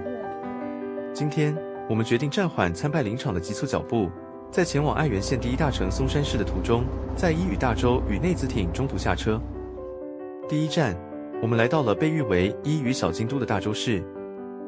這座古老的城市被靜謐的宮川溫柔地環繞着，街道處處散發着江戶城下町的古典與昭和時代的懷舊氣息。而在這座城市的視覺與精神中心，毫無疑問是那座矗立於高處、高聳雄偉的大洲城。大洲城是一個傲視全日本的木造重建奇蹟。原本的木造天守閣在明治時代因為老舊而慘遭拆除，但當地居民憑着對家鄉歷史的偏執與執着，硬是翻箱倒櫃，找出了江戶時代流傳下來的珍貴木造模型，以及詳細的古老工法圖紙。在2004年，當地的頂尖匠人們堅持以最傳統的江戶木造工法，全程採用不使用任何一根鐵釘的榫卯結構，並完全使用日本產的頂級木材，耗費巨資，完美復原了這座高達4層4階的宏偉天守閣。造訪當日，老天給了我們最完美的厚愛，正值櫻花滿開的絕美時刻。白牆灰瓦的純木造天守閣，在粉嫩花海的層層環繞與簇擁下，顯得格外的壯麗與剛毅。當微風拂過，片片櫻花如雪般靜靜飄落在充滿濃郁木頭香氣的古城周圍，那一刻的景象，美得清麗而純粹。看着漫天飛舞的花瓣，恍惚間，仿佛100年前的大洲藩主，也曾在同一個位置看過一模一樣的春日風景。然而在旅行中，味蕾的尋訪總是充滿了不可預期的變數與遺憾。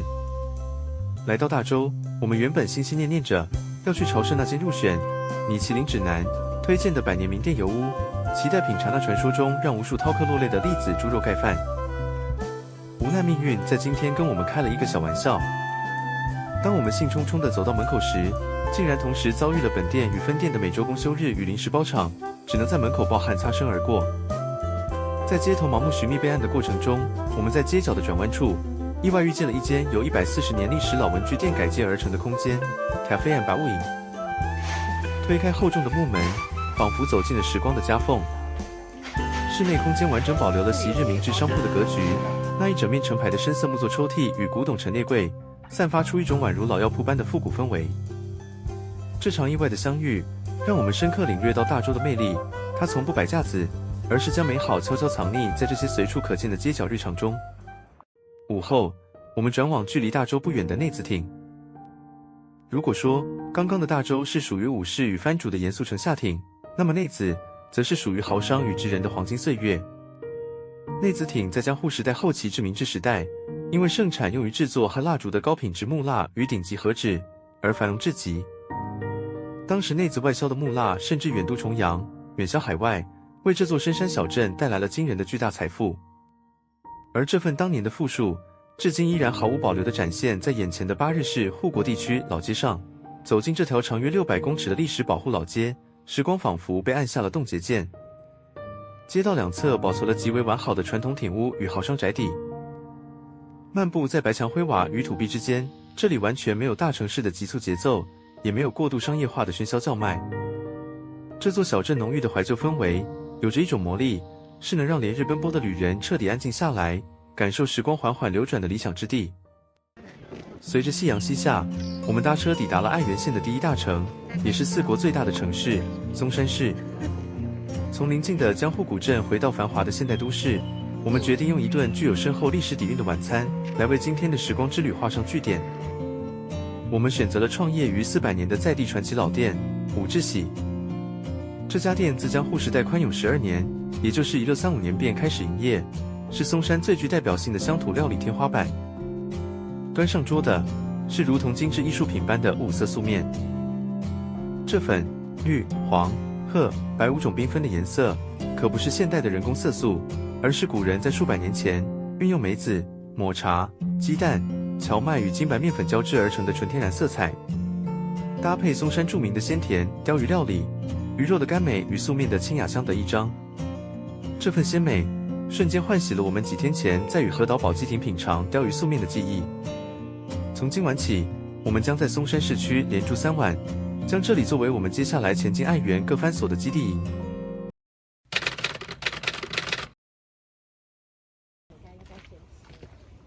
對於每一個踏上4國遍路的朝聖者來說，時間與交通往往是一場隱形的博弈。今天，我們的目標是深藏在9萬高原山區的2座重量級林場。前往9萬高原的山區巴士，在週末的班次通常會停駛或大幅調整，因此出發前務必地打起12分精神確認時刻表。不過，大師在清晨就送給了我們一個旅行中的小確幸。我們驚喜地發現，購買松山出發的一嶼鐵道81日券，居然只需要日幣1200元，這竟然比單套買到山上的車票1300元還要便宜。這種意料之外的划算，在瞬間就消解了我們大清早起床搭車的疲憊。烏雲在瞬間散去，留下的是被雨水洗滌過後無比清新的空氣，以及涼爽宜人的絕佳健行氣候。聽着身旁潺潺的溪水聲，望向遠方點綴在翠綠山林間的粉嫩櫻花，我們背好背包，正式踏入這座被遍路者敬畏地稱為伊予南所的神聖山域。帶着無比感恩的心情，我們正式跨入第45號林場海岸山護國院岩屋寺。這是一座只要親眼見過，就絕對終生難忘的奇幻古剎。當它穿過參天巨木林，終於映入眼簾的那一刻，我們所有人的靈魂都被眼前的景象深深地被震懾了。這座宏偉的廟堂並非建在平坦的地面上，而是以一種近乎神蹟、不可思議的姿態，死死地鑲嵌在幾近垂直、拔地而起的巨幅奇岩絕壁之中。岩屋寺自古以來就是著名的山岳修行聖地。岩壁上布滿了因千萬年風化而形成的奇異孔洞，整座寺院與大自然完美的揉為一體，散發出一種令人屏息的雄渾與肅穆。看着那險峻的地勢，不難想象昔日苦行僧們在此精進修行與孤獨對抗的艱辛。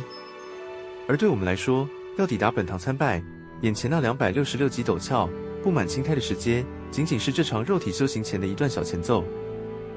完成了本堂的參拜，岩屋寺最驚心動魄、真正考驗靈魂的極限試煉才正要開始。那是隱藏在本堂後方、攀爬通往法華仙人堂基的木梯。相傳在弘法大師開山之前，曾有一位來自中國的法華仙人在此苦修，他修了不可思議的法華三昧神通力，能自由飛騰。後來他被大師的佛法感召，皈依了大師，並獻出了這整座神山。這座通往仙人洞窟的古老木梯，幾乎是毫無坡度地垂直貼在冰冷的岩壁上。往上爬的時候，你必須拋開所有的雜念，手腳並用。你的眼睛只能死死地盯着上方那一格格的木階，絕對不能回頭看。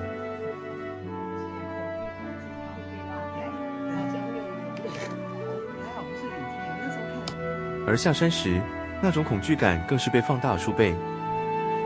每個人都必須屏息凝神，死死抓緊每一根扶手，每往下踏一步，都要反覆確認腳底傳來木頭的實感，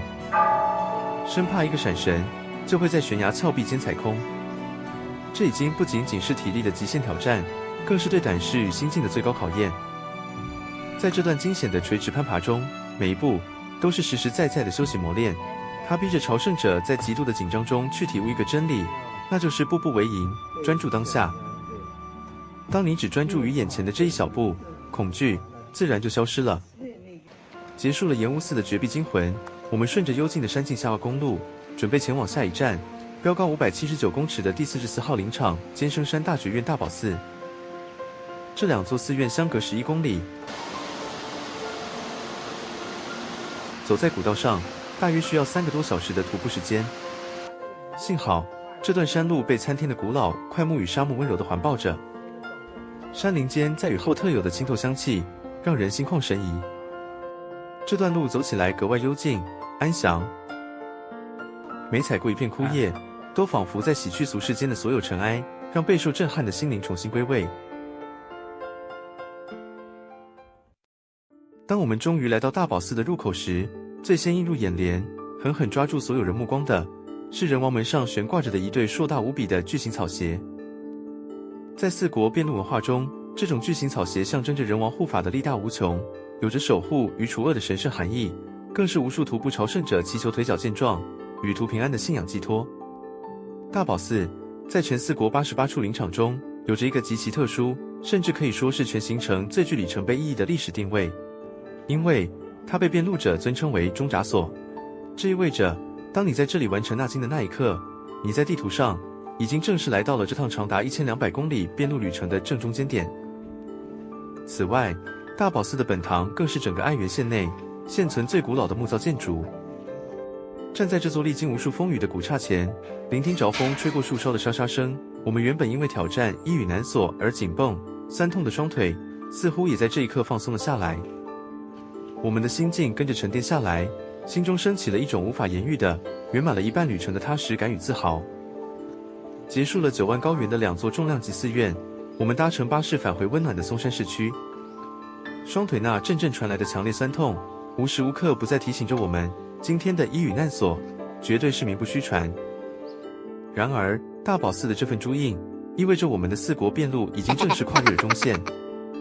前半段的考驗，我們咬牙走過了；後半段的風景，我們將更有勇氣去迎戰。人生即遍路，不論眼前的路有多陡，只要專注於當下的每一步，不知不覺中，你已經走過了一半的旅程。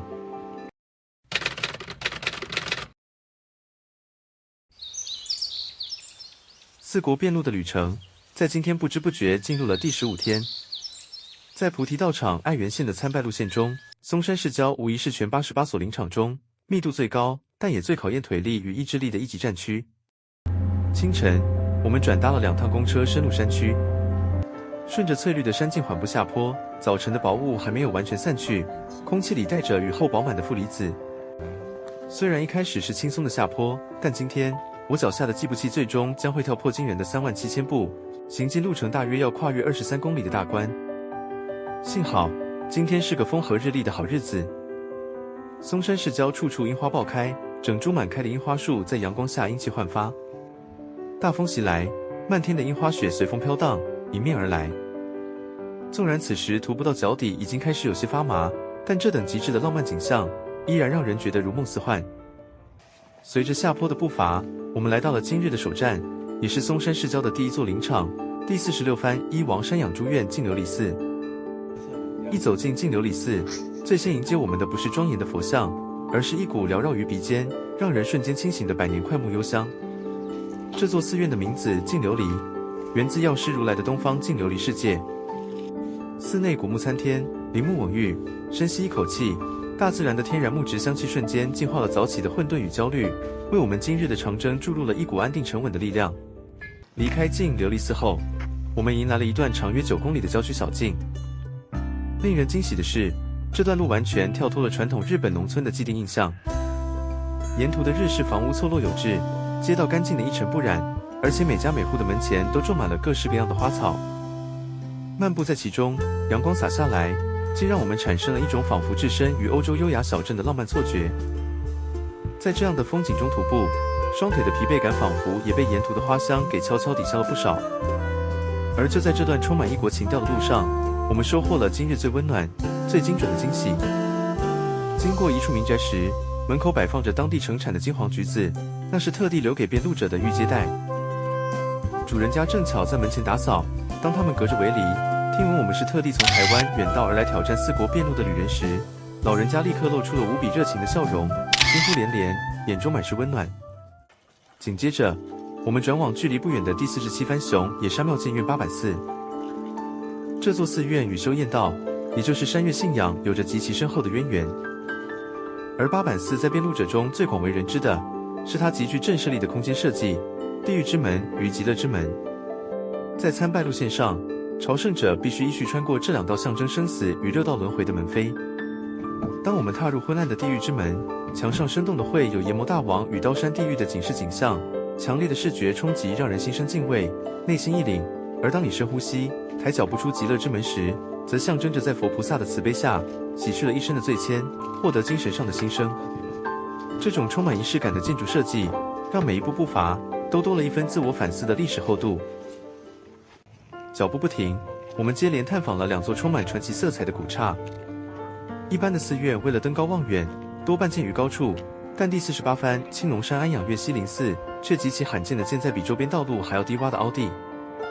相傳當年這裡遭遇大旱，弘法大師心生慈悲，以手中錫杖狠狠鑿擊地面，清澈的泉水隨之噴湧而出，形成了著名的杖之淵。走進西林寺，就像走入了一個被神秘水脈溫柔庇護的低調淨土。隨後抵達的第49番西林山淨土寺，則散發着厚重的歷史韻味。這裡最出名的是日本佛教史上傳奇的空野上人。在平安時代，為了讓不識字的平民也能接觸佛法，他開創了邊敲擊缽盂邊熱烈跳舞念佛的義踴躍念佛。寺內供奉的空野上人像，嘴裡吐出了6尊小佛，象徵着念出的南無阿彌陀佛6字洪名。看着這座國家重要文化財，你仿佛還能看見那位清瘦的高僧在亂世中用舞蹈傳遞希望的模樣。而當我們拖着疲憊的雙腿，奮力爬上第50番東山梵多寺的小山丘時，一轉身，遼闊的大松山市景在眼前毫無保留的震撼展開。更令人屏息的是，古老的唐於此時正被如織如畫、鋪天蓋地的粉嫩櫻花層層包圍。古剎、粉英與遠方現代城市的天際線，在夕陽下交織成一幅絕美的春日畫卷。那一刻，快門聲此起彼落，大家的疲憊在瞬間被美景徹底治癒。辯路道除了一場體力的修行，更是一次次最高規格的美學修習。今日參拜的最終站，我們來到了全88處靈場中香火最為鼎盛、名氣也最為響亮的第51番熊野山虛空藏院石首寺。石首寺是四國辯路起源傳說衛門三郎的故鄉。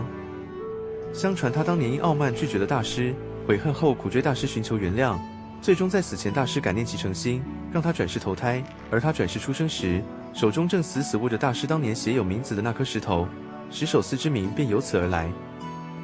因為其深厚的文化遺產與建築之美，石首寺在2009年被選入米其林綠色指南日本，並榮獲了1星評價。穿過兩旁布滿土產店、人聲鼎沸的回廊參道，首先迎接我們的是建於西元1318年、名列日本國寶的仁王門。這座高達7公尺、寬4公尺的巨大雙層歇山式瓦頂建築，木雕工藝精湛至極，完美彰顯了鐮倉時代的力與美。一旁古老的三重塔與鐘樓在夕陽的餘暉下，散發着千年古剎獨有的沉穩氣度。這裡的每一塊護欄、每一根木柱，都散發着令人敬畏的歷史厚度，無聲地記錄着千百年來無數辯路者的願力。完成了6座靈場的魔鬼參拜，計步器上的數字最終定格在驚人的34450步。雙腳的痠痛感已經達到了肉體的極限。而我們今晚的終極目標，就是那座傳聞中宮崎駿動畫《神隱少女》中由屋原型的百年古建築道後溫泉本館。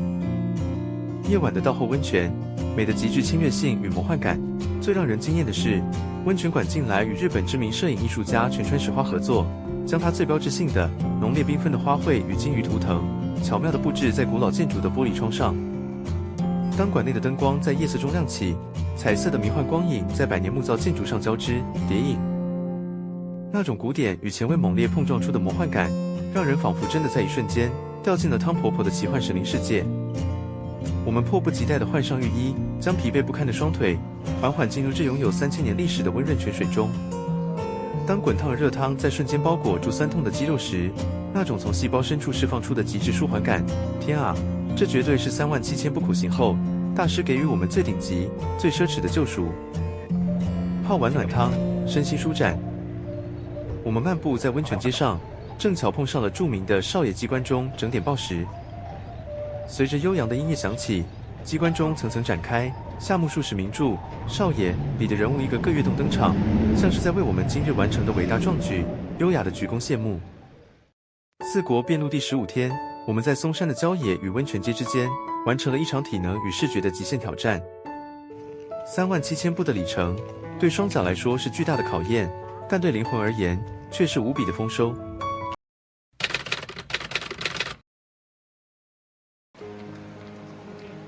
不知道從什麼時候開始，趕路不再是我們唯一的目的。不知不覺中，這趟四國辯路的徒步旅行已經悄然進入了這個預定階段的最後倒數。今天，我們即將去完成這趟旅程中最後的2座札所，第52番泰山寺與第53番圓明寺。回首這16天來的腳步，每當我們踏進山門的那一刻，那一座座札所內特有的寧靜與安定，總能讓浮躁的心瞬間沉靜下來，仿佛進入了佛菩薩照拂的神聖聖地。那些我們一起咬牙走過的絕望陡坡，一起吹過的清冷春風，一起在春之藍中淋過的好雨，以及這一路上不期而遇的每一句加油，每一份溫暖的預接待，這一切的一切，在不知不覺中都已經悄悄揉碎，變成了我們靈魂裡最豐厚的養分。但在今天正式踏上參拜道，為這趟旅程拉下帷幕之前，我們決定先將清晨的陽光與時間，奢侈地留給這座文學與建築之城松山市的美麗風景。清晨的松山街頭透着微微的涼意，我們跟着光影，漫步來到了由日本當代建築大師安藤忠雄親自操刀設計的坂上之雲博物館。這座博物館是為了紀念日本國民作家司馬遼太郎的同名長篇巨著《坂上之雲》而建。故事細膩地描繪了出身松山的3位主角，在明治維新那個大時代的背景下，懷抱着望着天際的一朵白雲，順着坡道不斷向上攀登的熱血與剛毅精神。作為安藤大師的清水模傑作，博物館以其標誌性的利落清水混凝土與巨大的三角形幾何結構，極其低調且巧妙地隱匿在周圍的翠綠山林之中。館內最震撼的設計是一條完全沒有柱子支撐、緩緩上升的無障礙斜坡道，完美呼應了小說中那份沿着坡道向上攀登的奮鬥意象。儘管我們對於這段繁複的日本近現代歷史認識不深，但建築內部大面積的玻璃窗引入了四月天自然的光影流動，與外頭的綠意造景完美融合。光是安靜地走在其中，就足以讓人忘卻塵囂，深深欣賞這份極致的空間美學。緊鄰着博物館上方，是一棟風格截然不同的華麗建築——萬翠莊。這座建於大正10年的純法式洋樓，宛如一顆鑲嵌在綠色山林間的古老珍珠，散發着極其濃郁的大正浪漫風情。這裡曾是舊松山藩主久松定摩伯爵的私人別墅，更是文豪夏目漱石出抵松山時的寄宿地。當我們坐在這棟華麗洋樓前的人力車上，看着復古的彩色玻璃與陡峭的曼薩爾式屋頂，空氣中仿佛還彌漫着100年前文人雅士的淡淡墨香，讓人產生了一種仿佛穿越時空，回到大正時代的奇妙錯覺。告別了松山市區的文學與大正風景，午後的我們重新回歸遍路者的身份。今天的參拜行程對我們來說異常的輕鬆，從52番走到53番，全程僅有不到5公里的平緩路程。對於這幾天經歷過每日動輒3、4萬步極限肉體考驗的我們來說，這段路簡直就是蛋糕一塊。當我們抵達第52番閘所龍雲山護持院泰山寺時，首先映入眼簾的是深邃且幽靜的靈蔭參道。這座古剎在四國林場中擁有着非凡且崇高的歷史地位，它那宏偉的本堂可是建於鎌倉時代，名列日本國家指定的國寶建築。據地方相傳，泰山寺是由當地一位名叫真野的富商所籌建。當年他在瀨戶內海做生意時遭遇了毀滅性的強烈風暴，在絕望中他向觀音菩薩虔誠祈求後奇蹟生還。為了還願，他竟大展神機，在一夜之間召集匠人建成了這座寺院，因此這裡也被稱為一夜建立之寺。我們站在正殿前，仰望着這座完全沒有使用任何一根鐵釘，全憑精湛榫卯工藝撐起700多年的國寶級木造建築。歲月在粗壯的原木上刻下了深沉的紋理，展現出一種壓倒性的莊嚴與沉穩，讓人肅然起敬。而在53番圓明寺附近的街邊，我們隨性走進了一間溫馨可愛的小餐廳——增津咖啡，享用中餐。這是一頓讓我們在旅途終點感到無比幸福的平價饗宴。一份精緻美味的主食，搭配上極其講究、香氣四溢的虹吸式咖啡與精緻手作甜點，結賬時竟然只需要台幣約200元的佛心價格。但更讓我們驚豔與感動的是這裡藏不住的人情味。就在我們背起背包準備離去時，老闆娘突然微笑着走出吧台，主動塞給了我們好幾包昂貴的能量果凍，作為給我們的預接待。在四國遍路道上，預接待從來不僅僅是物資的給予，更是人與人之間善意與溫度的傳遞。漫步推進，我們終於抵達了這次四國預定旅程的最後一站——第53號林場須賀山正智院圓明寺。這座寺院雖然腹地不大，卻在歷史學家與遍路者眼中藏着許多令人驚嘆的傳奇細節。首先，這裡是全四國88處林場中唯一一座保存着吉利之丹石燈籠的特殊寺院。吉利之丹就是日文江戶時代對基督徒的稱呼。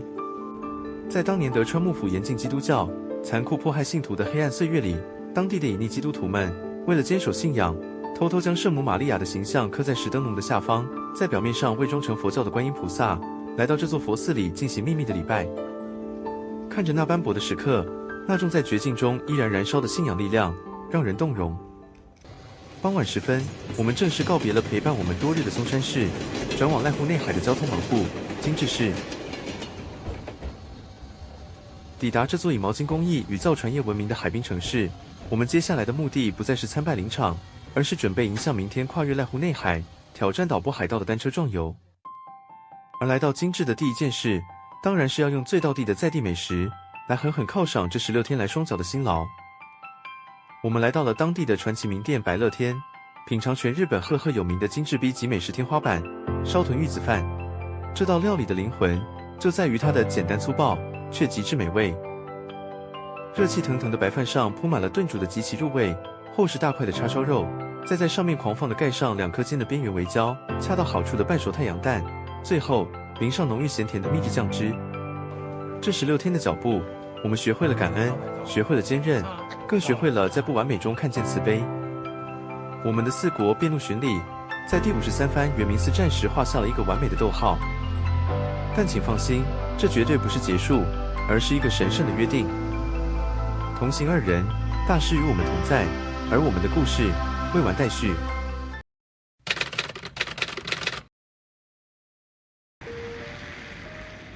在長途旅程中，大自然出的考驗，往往是在考驗旅人轉身的果斷。原本在第17天的行程計劃裡，我們今天應該是要騎着單車，馳騁在橫跨瀨戶內海、全長80公里、被譽為單車聖地的島波海道上。然而，天空不作美。從昨天中午開始，就綿延不斷的春雨，徹底澆熄了單車夢。我們不得不做下一個果斷的決定，退租自行車，改道前往廣島縣福山市深處的一個神秘目的地。這場突如其來的雨，看似阻礙了原定的完美行程，卻陰錯陽差的將我們帶向了此行最受期待，也最令人震撼的一站——神聖寺禪與庭園美術館。如果說前16天在四國的遍路，是我們與古老林場與歷史的對話，那麼在神聖寺的這一天，則是傳統禪宗與現代尖端美學猛烈撞擊出的深層覺悟。這場路途遙遠、交通極其不易的造訪，過程宛如一場現代版的西天取經。我們一早由今治出發，先搭高速巴士跨越瀨戶內海抵達本州，再轉搭公車。今天是平日，還要在大雨中徒步1.3公里，耗費了將近3個小時的奔波，才終於抵達這座隱匿在山谷間的禪意聖地。這漫長的路途，足以試煉任何一個旅人的真心。當我們終於走進神聖寺的大門，最先映入眼簾的是充滿童趣且質樸溫潤的司務所松堂。這座驚豔眾人的建築，出自日本當代著名的建築大師藤森照信之手。他運用他最擅長的自然建築風格，將質樸的紅松木與帶有時間痕跡的銅板屋頂完美結合。穿過松堂，眼前的視野在一瞬間豁然開朗。中央巨大的池泉洄由是庭園賞心亭，在今日連綿雨水的滋潤下，翠綠的幾近令人屏息。匠人們運用飛石、造橋與極其講究的植栽，建構出了極具禪意的立體空間。雨越下越細，細雨落在荷葉田田的池面上，泛起了一圈圈溫柔的漣漪，竟然透出了一種宛如西方印象派大師莫內名作《睡蓮》般的東方意境。站在這裡，空氣裡滿是泥土與草木的清香，大家的腳步不自覺地慢了下來，連呼吸都跟着這片庭園的頻率變得平穩而沉靜。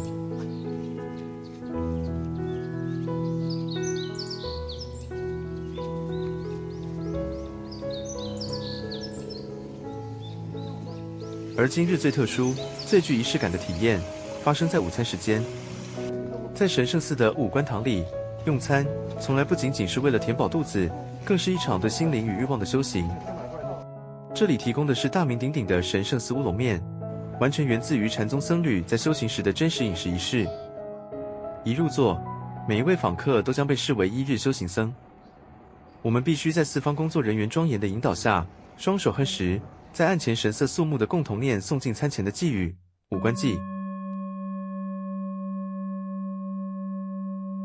當這段古老的偈語在安靜的木堂內回盪，看着眼前的食物，你真的能深深體會到一米一飯的來之不易。儀式結束後，當那大碗熱氣騰騰、麵條粗大扎實的烏龍麵湯頭滑入喉嚨的那一刻，那種在絕對克制與感恩後獲得的純粹美味，直擊靈魂。這頓飯變得無比莊嚴、踏實，且充滿了對生命的敬畏。午餐後，我們爬上了百段階梯抵達莊嚴堂。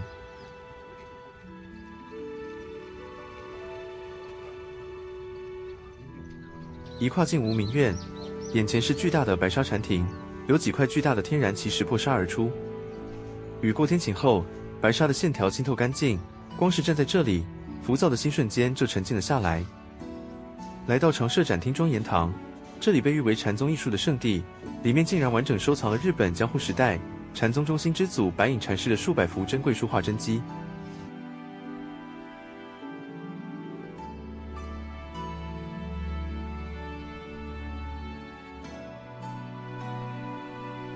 看着那蒼勁有力，甚至帶着大膽幽默的達摩畫像，這才是真正跨越時空的靈魂對話。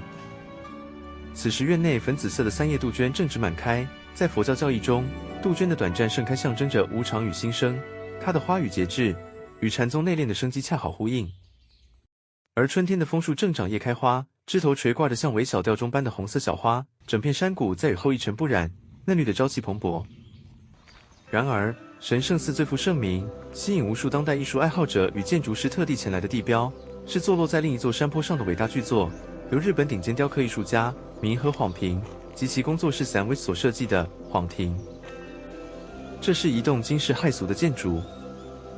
遠看它就像是一座巨大、未來感十足、漂浮在小山丘上的神秘太空艙，但本質上，它是一座完全運用日本傳統石砌工法，在外層純手工覆蓋了數十萬片花柏木皮的巨大木造方舟。這座宏偉的巨輪靜謐地懸浮在由無數灰色岩石堆疊而成的波浪般的石海之上，象徵着在茫茫苦海中航行普渡眾生的慈航。當你從小小的低矮的入口走進內部的那一刻，世界在一瞬間被徹底抹去了。迎接我們的是長達25分鐘絕對的毫無一絲光線的純黑世界。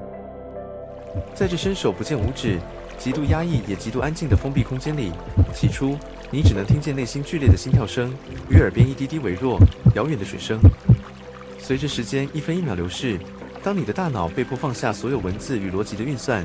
你的感官開始變得無比敏銳。黑暗的深處，一抹微弱的幾乎看不見的光影開始慢慢浮現，靜止的水面泛起一絲漣漪，折射出波光粼粼的微弱殘影。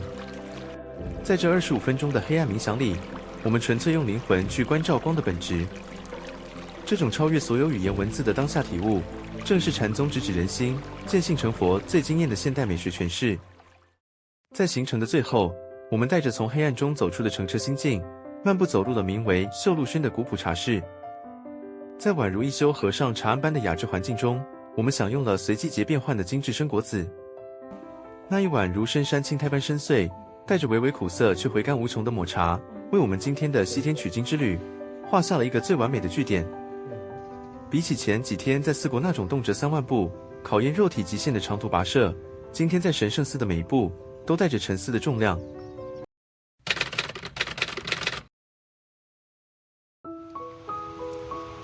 經過了連續16天在四國88個所的艱苦徒步與跋涉，